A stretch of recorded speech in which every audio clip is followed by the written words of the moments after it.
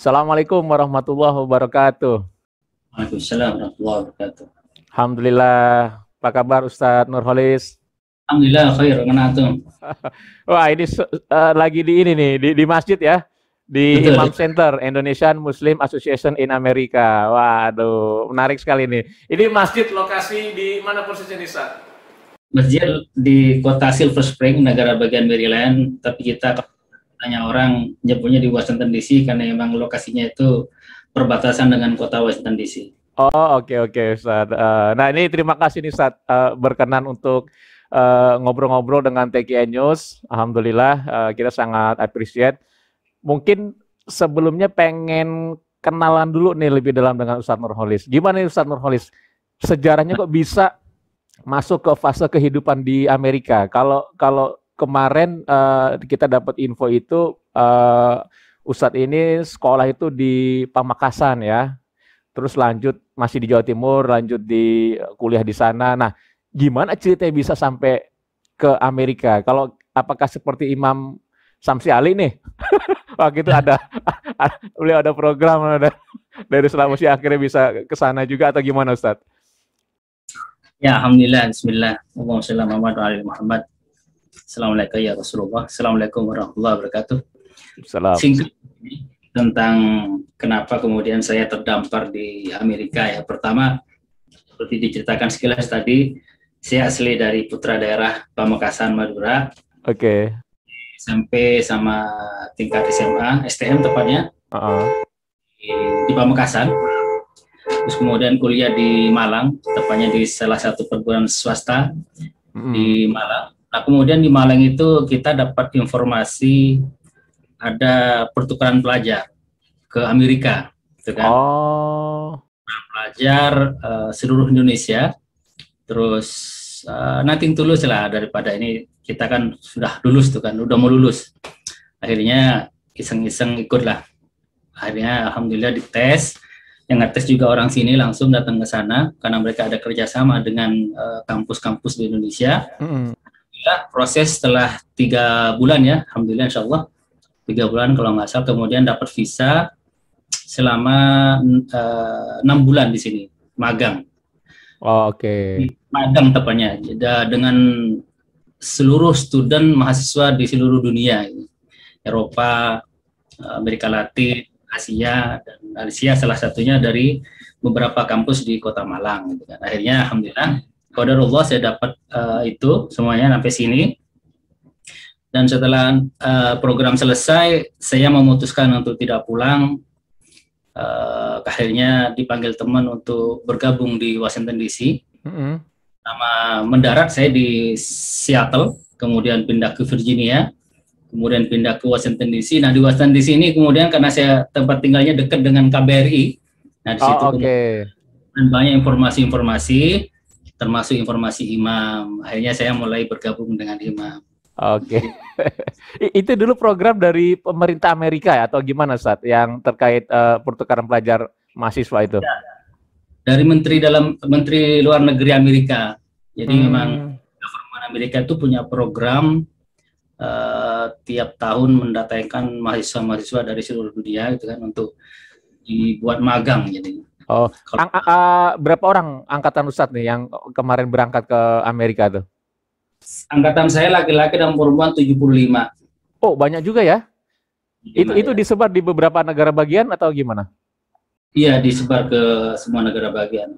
Oh, jadi itu program dari Kemenlu Amerika untuk magang di sana, seperti itu ya, selama 6 bulan.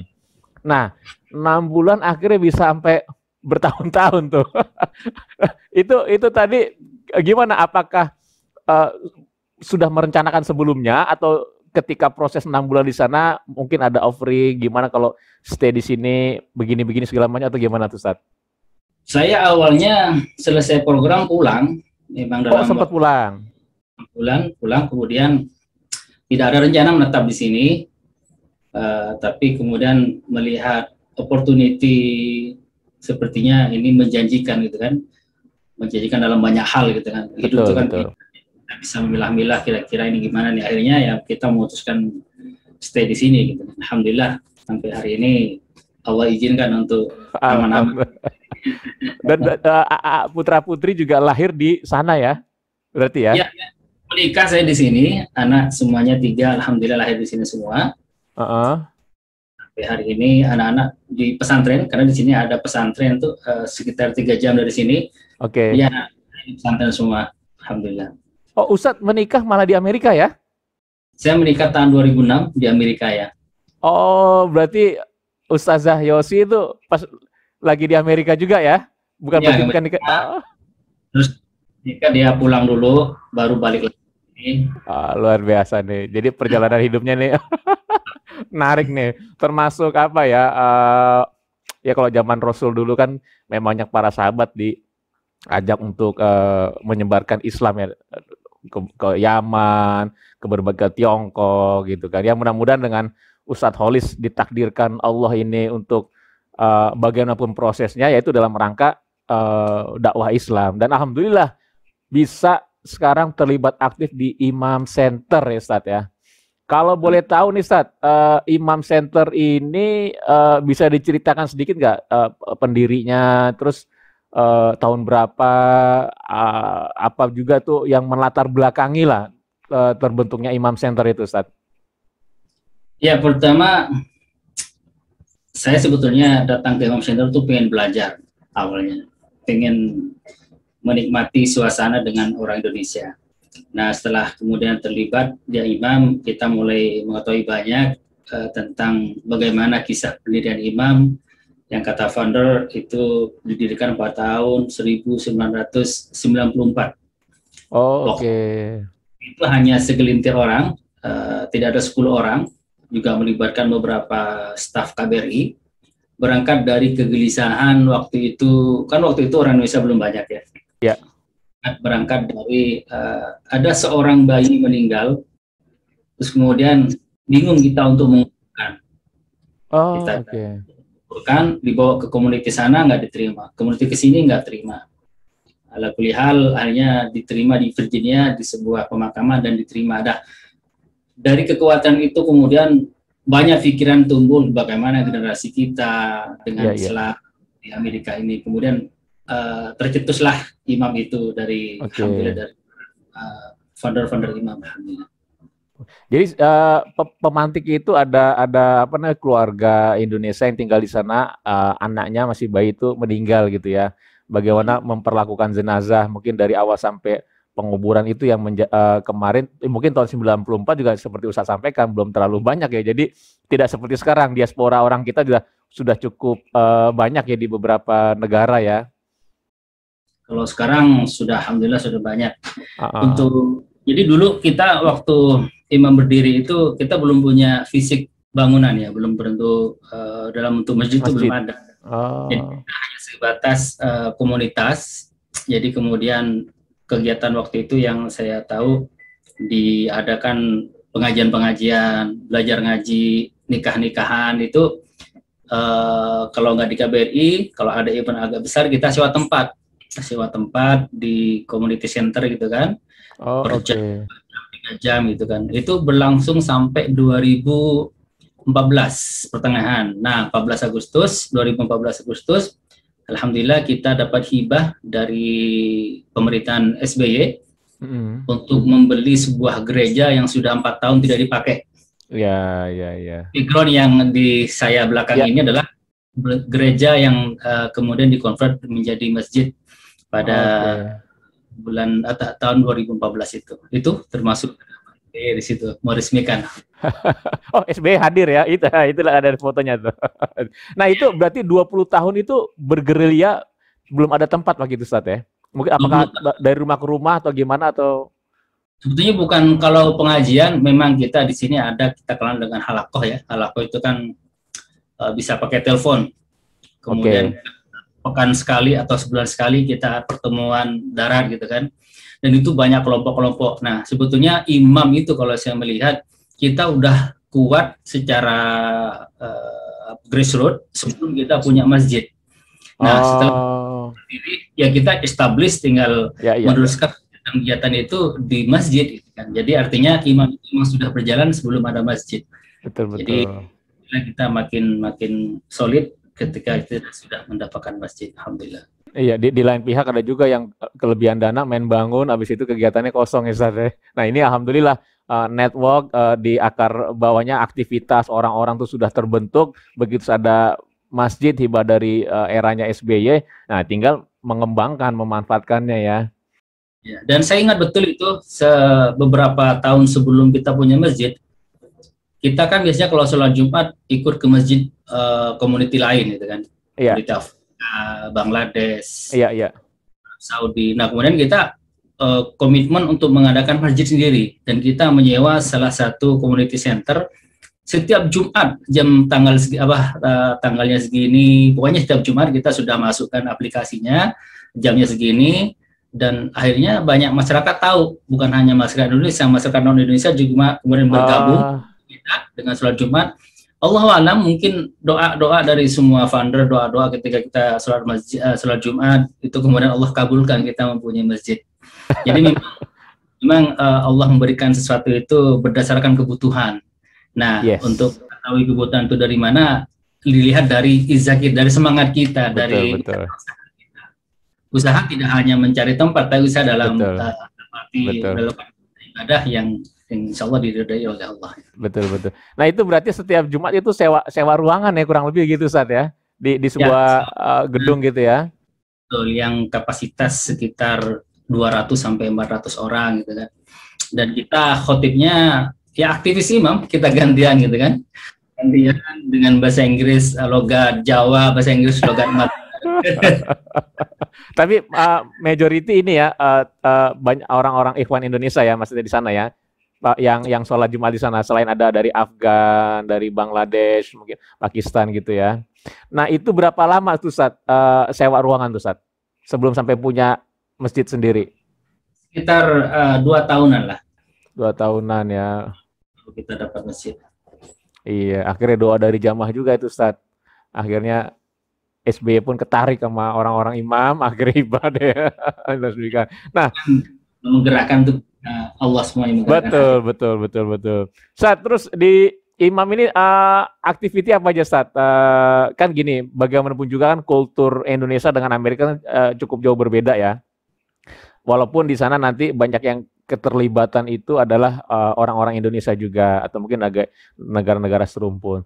Tetapi bagaimana itu kehadiran imam ini bisa cerita nggak dampak kepada lingkungan sekitar dalam ini masyarakat lokal ya, di mana kan nggak bisa dipungkiri pasca 9/11 dulu, walaupun sekarang sudah mulai ini lagi, tetapi tetap aja ada riak-riak kecil di Prancis seperti ini. Kemarin baru kejadian tuh di Kanada gitu kan. Ada satu keluarga Muslim ditabrak karena ya kejadian sih di beberapa negeri ini yang katakanlah Islamofobia ini kan lagi ini juga nih, lagi agak turun naik lah. Kondisi sekarang itu agak cukup naik gitu kan karena beberapa kejadian kayak di Kanada kemarin gitu kan. Nah, bagaimana peran imam ini dengan masyarakat lokal tuh Ustaz? Nggak mudah juga kan akulturasi kita punya kebiasaan, activity gitu kan. Nah, mereka melihatnya seperti apa, Ustaz? Pertama, saya ulangi tadi bahwa kegiatan imam itu sudah established sebelum punya masjid. Nah, ketika sudah punya masjid, makanya aktivitas kita itu semakin intens dan semakin ramai karena orang udah melihat ya ada barang gitu kan. Jadi iya. Ada gula baru ada semua itu. Nah, kebetulan gereja ini yang kemudian jadi masjid imam ini adalah di daerah Jewish. Oh. Di sepanjang jalan ini namanya kan Georgia Avenue ini ada gereja, ada 3 gereja, 1 sinagog. Oke. Nah, sementara imam ini berada di tengah-tengah lingkungan Jewish, orang-orang Yahudi. Iya. Tapi kita punya namanya itu apa bahasa Indonesia? Neighbor Association. Kalau di bahasa Indonesia itu persatuan tetangga. Nah, imamnya ada di situ gitu. Jadi kalau ada kemudian pertemuan-pertemuan tetangga yang diadakan sebulan sekali atau 2 bulan sekali, itu kadang-kadang menggunakan fasilitas imam untuk mengadakan meeting itu. Mereka kenal imam, kenal Islam, kemudian kita juga mulai masuk ke sana. Kalau ada event-event kita bilang ke tetangga bahwa kita akan banyak orang datang pada tanggal ini jam segini. Kalau Ramadan juga kita bilang bahwa Ramadan kita late night. Kalau di sini kan sampai jam 12 malam baru selesai tarawih gitu kan. Iya. Kan mengganggu tetangga, tapi kita komunikasi dengan mereka. Memang awal-awal mereka kan terbiasa selama 4 tahun kan gereja ini sepi gitu kan. Selama itu kemudian nggak ada kegiatan ya. Yang euforia dapat masjid itu membuat langsung itu beberapa kita dikomplain. Tapi kita kemudian pelan-pelan, step by step ya, kemudian kita pahami dan kita kemudian memahami bagaimana karakter tetangga ini. Dan kita juga intent kepada jemaah untuk pertama tidak klakson ketika masuk ke parkiran. Kalau parkir di depan rumah-rumah tetangga, ngeblok jalan. Biasanya kalau kita udah telat sholat itu kan parkir di mana aja, itu kan? Iya. Selalu ingatkan kepada itu. Alhamdulillah sampai hari ini kita positif baik dari pemerintah lokal. Kita juga sering mengadakan diskusi dengan pemerintah lokal, diskusi dengan masjid-masjid di sekitar desa area. Komunikasi dengan pihak polisi, terutama dengan tadi Islamophobia. Jadi kita punya jemaah, alhamdulillah polisi yang Muslim dari Egypt. Nah, dia juga banyak memberikan penyuluhan kepada kita, kepada masyarakat imam pada umumnya dan masyarakat lokal pada khususnya. Jadi kita aware betul apa yang perlu kita lakukan dengan kondisi-kondisi seperti ini. Termasuk nanti beliau juga memberikan nomor-nomor telepon kira-kira kalau terjadi hal seperti ini. Gitu. Jadi memang kita antisipasi. Iya benar kayak kata orang tua Ustaz ya. Jadi tak kenal maka tak sayang. Jadi di sana ada divisi yang memang ada pertemuan rutin humas lokal antar beberapa community ini. Nanti itu bertemu yang mereka mungkin membahas ya apa aja yang bisa dibahas Ustaz. Misal dari perwakilan dari JUS gitu kan, dari beberapa sinagog gitu. Biasanya itu kalau mereka kumpul-kumpul apa yang dibahas Ustaz? Kita beberapa kali sering ya melakukan pertemuan dengan para tokoh agama dari yang Kristen, dari yang Islam, dan beberapa kali imam menjadi tuan rumah.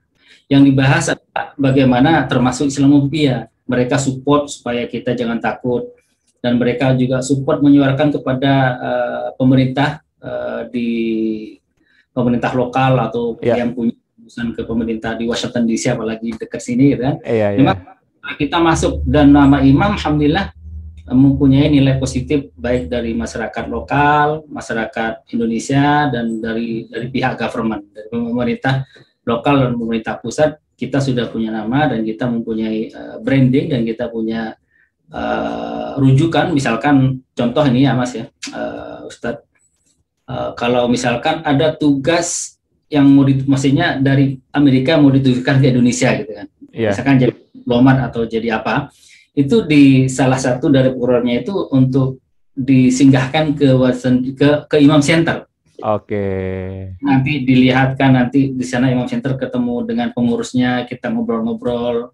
Itu sudah menjadi salah satu destinasi dari banyak kalangan imam ini.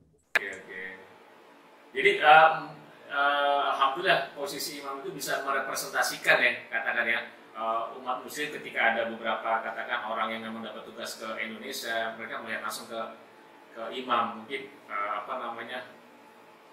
belajar lebih awal lah ya, belajar lebih awal mengenai pemetaannya seperti apa gitu Ustaz ya. Nah, imam ini sendiri saat ini aktivitinya apa aja Ustaz? Kalau boleh cerita Ustaz. Kita dari Senin sampai Ahad itu ya masjid buka ya, 5 waktu buka. Terus kemudian kita kalau kegiatan seperti halaqah belajar Al-Quran itu kita tidak bisa melakukan tiap hari di masjid. Jadi kita bisa menggunakan telepon atau Zoom meeting atau online yang lain. Nah memang untuk beberapa misalkan dalam 1 bulan, kalau saya di Departemen Dakwah khusus pegang untuk mengajar Al-Quran. Jadi setiap hari itu di masjid.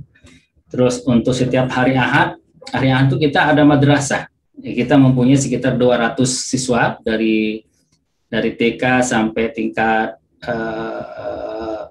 SMP itu, dan itu muridnya juga campuran dari Indonesia sama non Indonesian gitu kan. samping juga kegiatan-kegiatan kita, ada nikahan, ada orang mau masuk Islam, alaf, ada kalau kegiatan yang sifatnya esensial kayak orang mau nikah itu telepon kan, perjanjian. Tapi kalau kegiatan-kegiatan rutin kita sudah establish seperti yang tadi saya bilang, belajar Quran, bapak-bapak, ibu-ibunya, terus kemudian anak-anaknya, terus kemudian senior. Jadi kita juga memperhatikan di sini ada namanya senior club. Jadi para orang tua itu kan nanti perlu dibina juga gitu kan. Betul. Nah, ada programnya itu juga. Terus kemudian soal ekonomi kita juga ada programnya. Kita sebut di sini ekonomi kreatif. Jadi di sini ini kan jemaah Indonesia ini banyak yang pinter masak ya, pinter masak di rumah-rumahnya gitu kan. Kemudian kita berdayakan bagaimana kalau masakan kamu kita jual melalui media imam, dijual lagi ke jemaah, nanti bagi hasil. Nah, alhamdulillah setiap bulan itu paling tidak kita bisa mengumpulkan 30.000 dari hasil penjualan itu. Wah, luar biasa. Nah, ini saya ngeliat background tadi di belakang Ustadz nih, imam ini luas berapa Ustadz? Kita punya imam center ini, masjid dengan ada kantor-kantor saya lihat tadi itu ya, ada ruang-ruang gitu. Jadi karena ini gereja ya, jadi ada ruangan pasturnya, ada ruangan kantornya. Ini yang sekarang saya tempati ini salah satu dari ruang pastur dulunya. Ada ruangan departemen dakwah, ada ruangan office yang Oci pegang untuk administrasi dan keuangan. Jadi ada perpustakaan, terus ada ruangan multi-purpose room yang bisa dipakai apa saja, senam, segala macam, nikahan. Total berapa luas tuh, Ustaz? Tanahnya, bangunan? Kita punya 2 lantai ya, ada lantai. Kapasitas di atas sekitar 350 dan di bawah 250. Jadi kalau ukuran Indonesia bisa 600 lah, kan kecil-kecil kita. Tapi di sana udah terbilang besar tuh masjid ya. Di situ kan kapasitas itu dengan kondisi gereja, di mana ada kursi-kursi gitu kan. Iya. Itu kan semua, jadi kapasitas kurang lebih 600. Oh iya, lumayan tuh, cukup besar juga. Nah, Ustadz tadi sempat bicara tentang ada imam itu melayani juga orang yang ingin convert to Islam. Bagaimana perkembangan Ustadz? Memang apakah dari tahun ke tahun itu terus meningkat atau gimana? Dan apakah itu mereka karena menikah dengan orang kita atau memang sudah asli orang sana atau gimana Ustadz? Saya secara pasti numbernya nggak ingat ya berapa yang sudah convert selama kita punya masjid. Bahkan sebelum punya masjid sudah banyak orang yang sudah convert. Rata-rata mereka penduduk asli lokal sini. Mereka ingin tahu banyak Islam, terus kemudian melihat di sini kan biasanya kan melihat dari ini dulu, websitenya dulu gitu kan. Terus kemudian telepon, make appointment, dilihat websitenya, oh ini imam, kan dibaca deskripsinya ada tuh. Nah, kemudian mereka bisa pilih masjid mana yang mereka mau bersahadat gitu. Termasuk 5 hari yang lalu ada sahabat kita, ya orang sini, orang lokal yang masih umur 18 tahun, dia masuk Islam bersama kita di imam di sini. Dan kenapa kemudian dia ke sini, ke masjid-masjid lain juga, karena kita mengeluarkan sertifikat gitu kan. Sertifikat bahwa kamu sudah Muslim gitu. Iya. Apa ininya Ustaz yang menjadi ketertarikan mereka yang amat sangat untuk convert ke Islam tuh? Dari sudut apanya? Ini dari kacamata orang luar ya? Kalau saya melihat mereka yang memang mencari ya. Rata-rata yang saya bicara dengan mereka yang sudah convert ke Islam itu ketika saya diskusi, mereka memang mencari gitu kan. Dia sudah jenuh dengan kehidupan di Amerika ini yang kalau saya bilang glamor ya. Iya. Jadi fasilitas semua ada, mudah gitu kan. Malam Ahad mereka, Sabtu weekend lah kata. Mereka bilang istilahnya TGIF, thank you God, it's Friday coming. Iya. Kalau maghrib Jumat mereka cepat pulang dari kerja dan langsung dugem gitu kan. Karena termasuk kota Washington DC kan termasuk. Iya. Bosan dengan kehidupan itu, mabuk, pulang kerja lagi seperti tidak ada makna. Nah, kemudian mereka mencari ketenangan gitu kan. Ketika melihat suasana bagaimana orang Islam begitu, mereka kemudian mulai tertarik gitu kan. Di samping juga memang mereka pasca 9/11 itu banyak penasaran dengan Islam, akhirnya dengan itu malah Allah memberi pintu hidayah gitu kan. Secara agar ya mereka sampai puncak hedonis ya, dalam arti semua tuh mungkin saat bisa didapat dikejar, apalagi tuh mereka pun pusing tuh Ustaz. Banyak kasus memang kalau di luar gitu, karena hedonisme yang begitu tinggi dia akhirnya merasa kosong nyampe titik puncak. Gitu. Nah, ya kalau ini Ustaz, kalau terkait dengan nggak dipungkiri juga Islam ini apa namanya, kalau di luar ya tidak sedikit yang mengidentikan Islam itu kan dengan Timur Tengah. Timur Tengah sendiri itu negara yang konflik itu nggak pernah selesai-selesai, terus berkelanjutan. Nah, bagaimana peran imam nih, bahwa Islam itu pun ada Islam yang moderat, Islam yang bukan berasal dari Jazirah Arab, di mana di situ orang tuh hidup rukun, Islam, Kristen, Katolik, Buddha dari dulu gitu kan. Dan Timur Tengah ke Indonesia, Nusantara ini kan juga terbilang bukan negara yang berdekatan tetanggaan seperti dengan Egypt, termasuk masih Jazirah Arab situ kan. Nah, ini kan agak jauh gitu kan. Nah, bagaimana tuh Ustaz?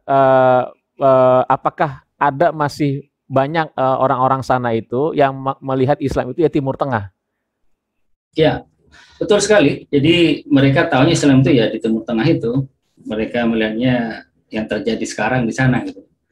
Secara umum ya. Tapi ketika imam datang dengan penampilannya yang berbeda, orangnya kecil-kecil, kulitnya hitam-hitam.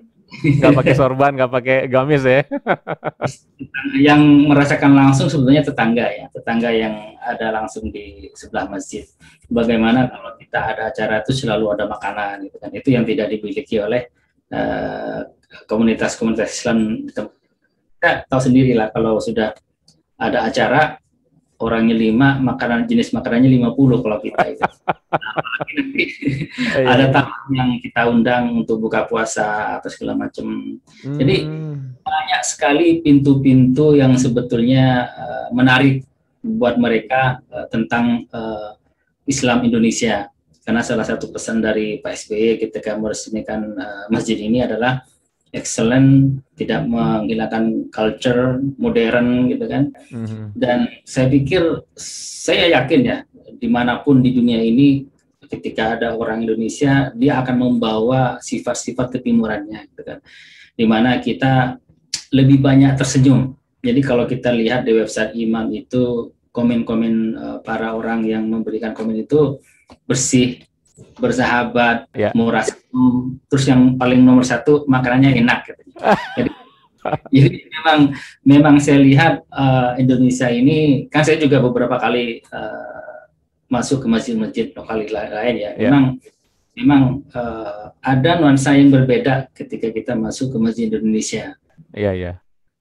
Terutama dari sisi keramah tamahannya itu. Jadi itu menjawab bahwa Islam itu tidak selalu identik dengan apa yang ada di media, karena biasanya orang kalau sudah bersentuhan langsung itu bisa merasakan apa sih Islam itu.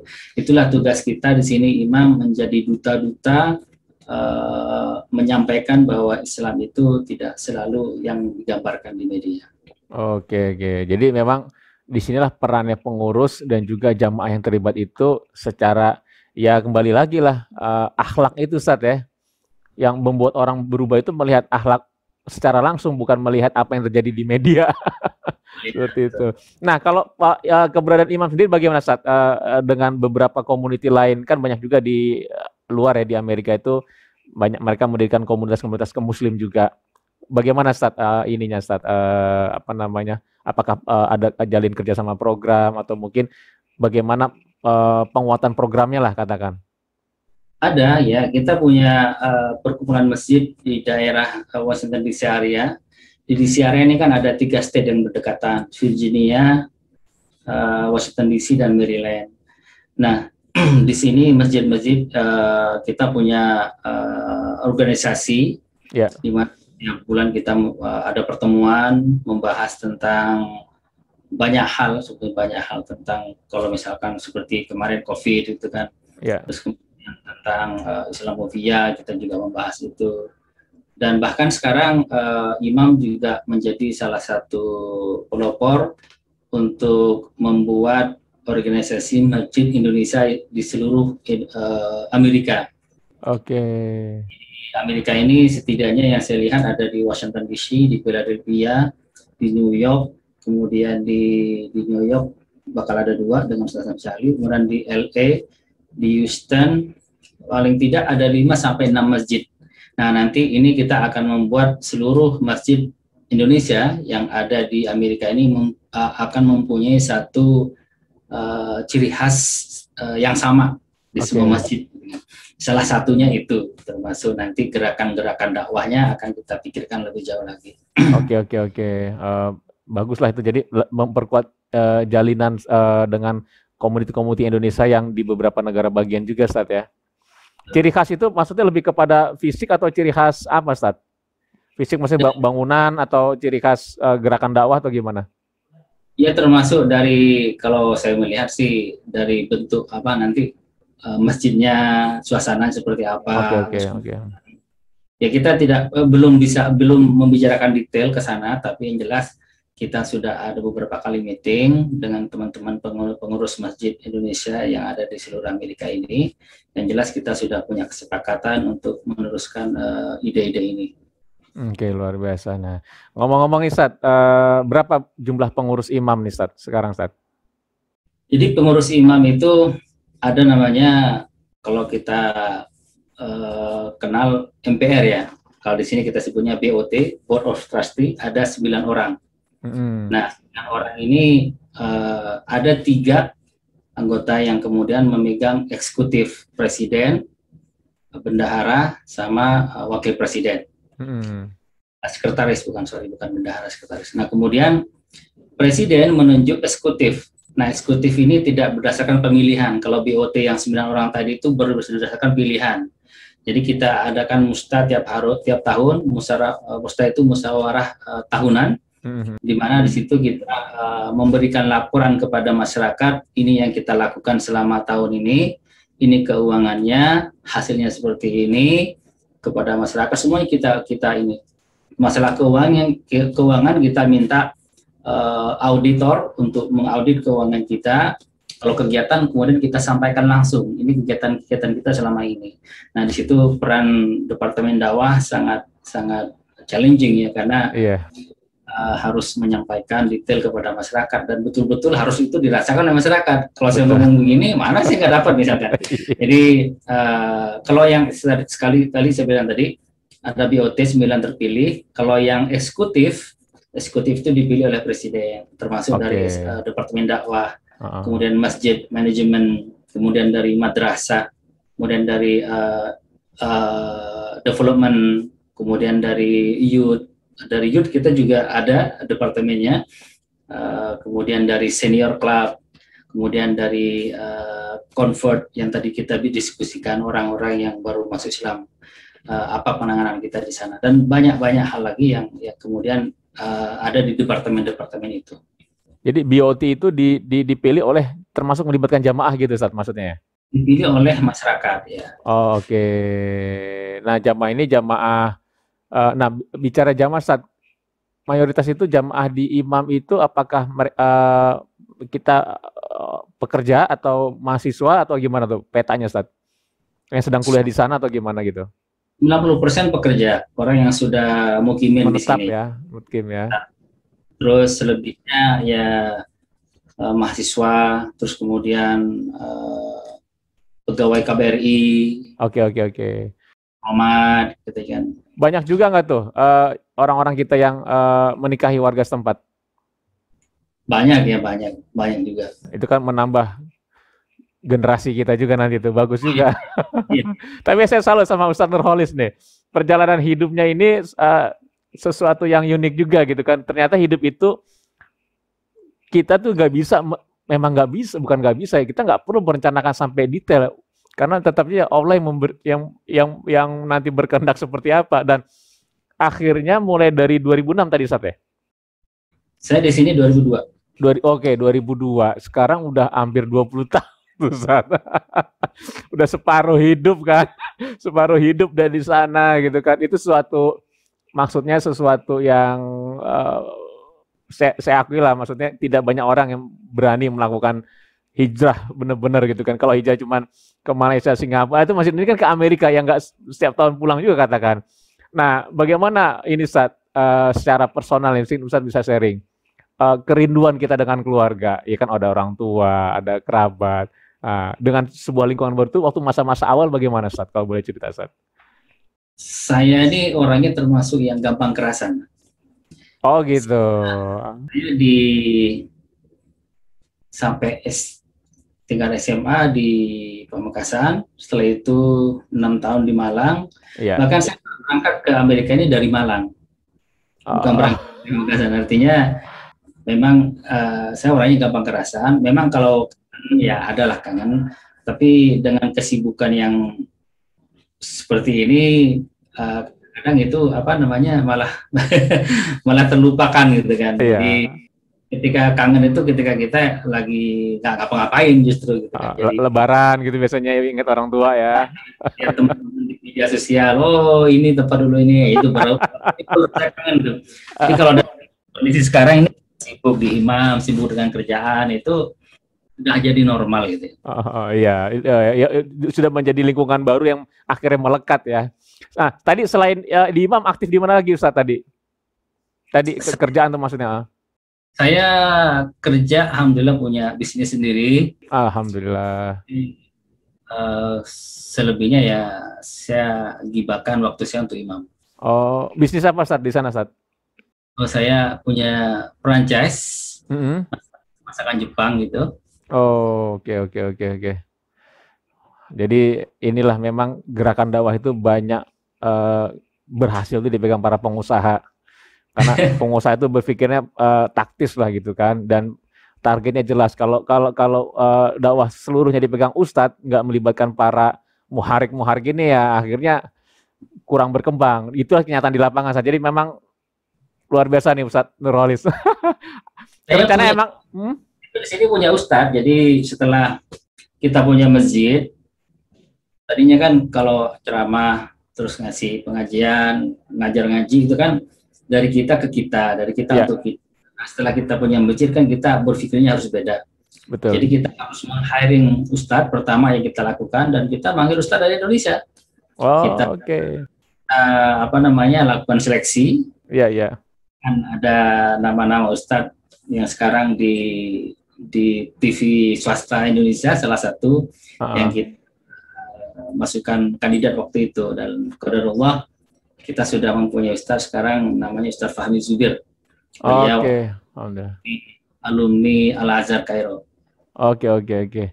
Jadi polanya sama seperti dengan teman-teman di Eropa ya. Kita juga di Belanda itu ada saya lupa jadinya itu di Belanda. Sama, dia ada komunitas gitu. Setiap tahun dia bikin program itu ngirim mubalik dari Indonesia. Dulu sebelum Covid ya Ustadz ya. Ada seleksi juga, bahkan kemarin melibatkan sempat dengan dompet duafa. Waktu itu kami dari LD PBNU juga sempat dilibatkan juga. Jadi mereka bikin proses seleksi ya, tapi pas kemarin Covid 2 tahun ini ya memang bagian pun juga pergerakan manusia jadi terbatas. Tetapi tetap jalan dengan media online. Alhamdulillah dengan saya tanya sama teman-teman di Belanda gitu kan. Kita nyari ini orang yang baca Qurannya pertama baik gitu kan, bukan sekedar bisa ceramah kata dia gitu. Jadi ada standar misalnya berapa juz gitu kan, dia sudah harus hafal. Yang kedua dia menguasai kitab. Apalagi ada satu kader kita tuh kemarin dia bisa ini bawa istilahnya marawisan. Wah, disuruh ngajarin. Jadi di sela-sela dia ngajar taklim segala macam, dia ngajarin anak-anak untuk kelompok marawis. Nah, jadi ya alhamdulillah. Dengan begitu juga kita bisa melihat terjadi pergesekan ya, kehadiran mubalik yang bisa dakwah ke luar negeri pun akhirnya dapat wawasan luas. Dia akan jauh lebih mampu memahami perbedaan dibanding dengan ustadz yang lahir di situ, besar di situ, sekolah di situ, mati di situ, udah jadi sempit. Nah, jadi memang ini menjadi pembelajaran buat kita semua nih Ustadz Nurholis, bagaimana mengembangkan dakwah dengan perjalanan dari kampus, ada program, akhirnya punya usaha di sana dan mengawal imam. Mudah-mudahan sehat terus Ustaz, semua berkah, lancar, dan insya Allah nih mudah-mudahan nih ke depan Ustaz, kapan-kapan kita bisa ini lagi nih Ustaz, bisa zooming lagi dengan tema-tema tertentu. Sangat menarik. Kita ingin menggali Presiden Imam kalau perlu bantu nanti. Boleh. Nanti kita bikin lah Ustaz, atau bikin Zoom kita kan di sini di TKI News ini kan lembaga medianya TKI itu kan Tarekat Qadiriyah Naksabandia Pesantren Suryalaya. Saya cerita sama Ustadz itu kemarin sempat 2 kali ke Pamekasan karena kita di sana ada pesantren Al-Kautsar itu perwakilan dari TKI Pesantren Suryalaya. Nah dari sini kita ngembangkan media dan sering bikin kegiatan-kegiatan zooming dengan beberapa sahabat di luar negeri. Ya mudah-mudahan nanti ke depan bisalah kita jalin silaturahim karena dengan adanya COVID seperti ini memang memudahkan kita juga dalam hal positif ini menjalin silaturahim via online seperti itu Ustaz. Betul. Terima kasih banyak nih Ustaz. Lain kesempatan moga-moga berkenan. Salam hormat buat teman-teman imam dan juga pada Ustazah Oci. Salam hormat juga. Terima kasih Ustaz ya. Sama-sama. Yo, assalamualaikum warahmatullahi wabarakatuh.